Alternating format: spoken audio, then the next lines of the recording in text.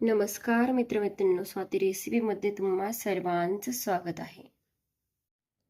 चला तर मग आज आपण बनवणार आहोत काजू, बदाम आणि खारी खोबऱ्याचे पौष्टिक लाडू. हे लाडू बनवण्यासाठी आपण या कपाने 5 कप खारी खोबऱ्याची जाडसर अशी पावडर बनवून घेतलेली आहे.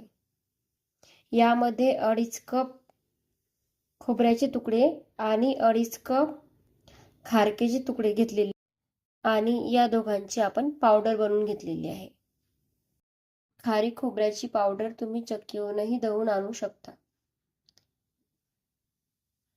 या कपाने 2 कप काजू इथे मी घेतलेले आहेत. तसेच त्याच कपाने मी 2 कप बदाम इथे घेतलेले आहेत आणि त्याच कपाने 3 कप गूळ मी इथे घेतलेला आहे. गूळ हा 600 ग्राम आहे. चला तर मग रेसिपीला सुरुवात करूया. मी इथे गॅसची फ्लेम ऑन केलेली आहे. आता मी इथे बदाम टाकून घेत आहे. बदाम आपण भाजून घेणार आहोत. मीडियम फ्लेमवर आपल्याला बदाम आणि काजू चांगले भाजून घ्यायचे आहेत.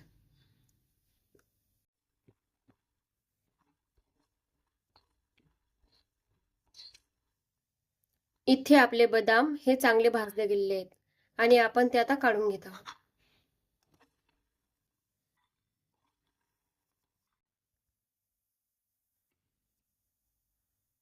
आता आपण यामध्ये काजू टाकून घेत आहोत. आता आपण काजू टाकून घेतलेले आहे आणि ते आपण भाजून घेत आहोत. काजू आपल्याला लो फ्लेमवर भाजायचे आहेत. काजू आणि बदाम भाजून घेतल्यामुळे त्याला क्रिस्पीनेस येतो. आता आपण काजू काढून घेत आहोत.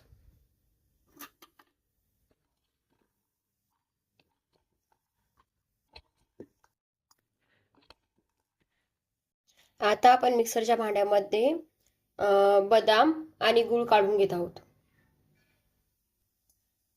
मी इथे अर्धे बदाम टाकून घेत आहे.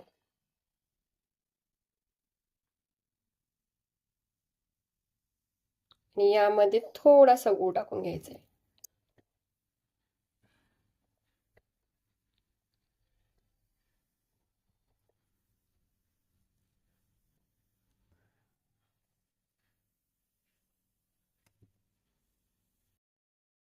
गूळ आणि बदाम टाकून अशी जाडसर पावडर तयार करून घ्यायची आहे.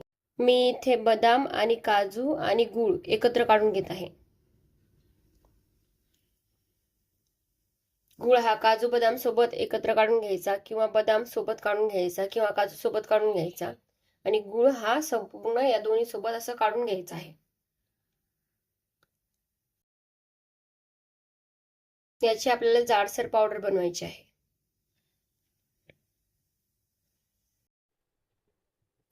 हे पीठ आपण अशा पद्धतीने मिक्स करून घेतलेलं आहे.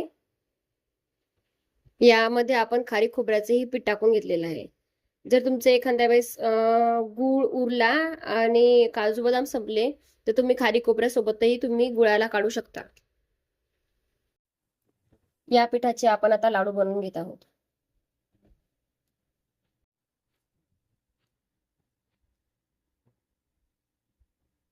तुम्ही बघू शकता याचे लाडू किती मस्त बनत आहेत.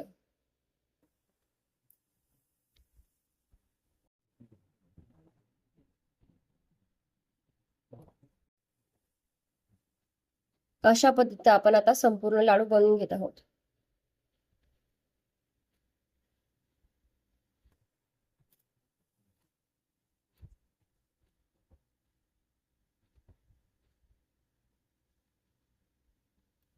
या लाडूमध्ये एकही थेंब तुपाचा वापर झालेला नाही आहे.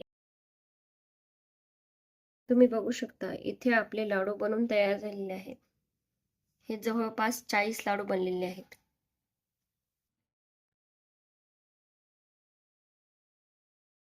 पौष्टिक लाडूची रेसिपी आवडली असेल तर व्हिडिओला लाईक, शेअर, सबस्क्राईब करायला आणि कमेंटमध्ये लाडू कसे बनले हे सांगायला विसरू नका. धन्यवाद मित्रांनो.